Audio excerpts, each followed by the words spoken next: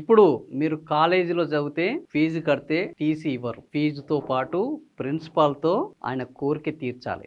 లేకపోతే మీకు టీసీ రాదు, మార్కులు రాదు. ఇది ఎక్కడో జరగట్లేదు. ముఖ్యమంత్రి రేవంత్ రెడ్డి ప్రాతినిధ్యం వహిస్తున్న ఉమ్మడి పాలమూరు జిల్లాలో ఆయన చూస్తున్న విద్యాశాఖలో ఇలాంటి సంఘటనలు జరుగుతుండడం ఈరోజు రాష్ట్రంలో ఒక సంచలనంగా మారింది. ఒక విద్యార్థి పట్ల ఒక కాలేజీ ప్రిన్సిపాల్ వ్యవహరించిన తీరుతోటి ఆ విద్యార్థి చేసిన గుణపాఠం చూస్తే మీకు కూడా ఆశ్చర్యం వేయకమానదు.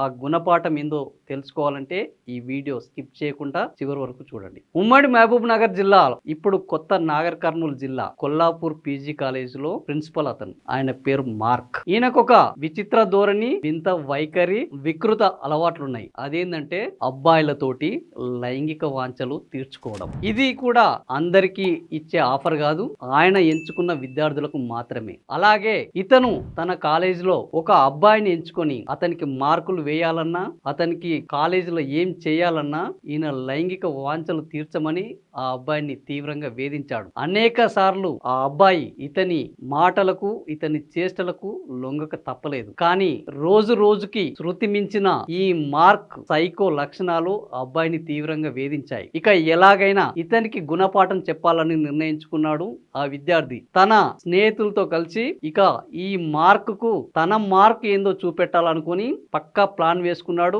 ఒకరోజు టీసీ కావాలని ప్రిన్సిపల్ ని అడగడంతో ప్రిన్సిపల్ మళ్ళీ తన లైంగిక వాంఛలు తీర్చాలని విద్యార్థిని బలవంత పెట్టాడు. అదే అదునుగా ప్రిన్సిపల్ ఇంటికి వెళ్లిన విద్యార్థి తన స్నేహితులతో అతడు చేసే వికృత చేష్టలను వీడియో తీయించాడు. ఆ తర్వాత ఇంకా భరించలేని పరిస్థితితో అతను మర్మాంగాలను కొరికాడు. వెంటనే తట్టుకోలేక, అసలు ఏం జరుగుతుందో తెలియక ఆ ప్రిన్సిపల్ అక్కడి నుంచి పరిగెత్తడం మొదలుపెట్టాడు. ఇదంతా జరిగిన తర్వాత నేరుగా విద్యార్థి ఆ వీడియోలు తీసుకెళ్లి పోలీస్ స్టేషన్ లో ఇచ్చాడు. ఇక యాజమాన్యం ఇప్పుడు ఆ ప్రిన్సిపల్ మీద చర్యలు తీసుకోవాలని అందరూ డిమాండ్ చేస్తున్నారు. అయితే ఇది ఒక కాలేజీలో జరుగుతున్న సంఘటన మాత్రమే కాదు, ఇలాంటి దారుణాలు రోజు ఎన్నో జరుగుతున్నాయి. ముఖ్యంగా ఉమ్మడి పాలమూరులో ముఖ్యమంత్రి ప్రాతినిధ్యం వహిస్తున్న జిల్లాలో ఇట్లాంటివి జరగడం దురదృష్టకరం. విద్యాశాఖ మంత్రిగా ఉండి విద్యాశాఖలో రోజు ఎక్కడో ఒక చోట ఇలాంటి అసహజమైనవి, లైంగిక కార్యక్రమాలు, సంఘ వ్యతిరేక కార్యక్రమాలు విచ్చలవిడిగా జరుగుతుంటే, రోమన్ సామ్రాజ్యం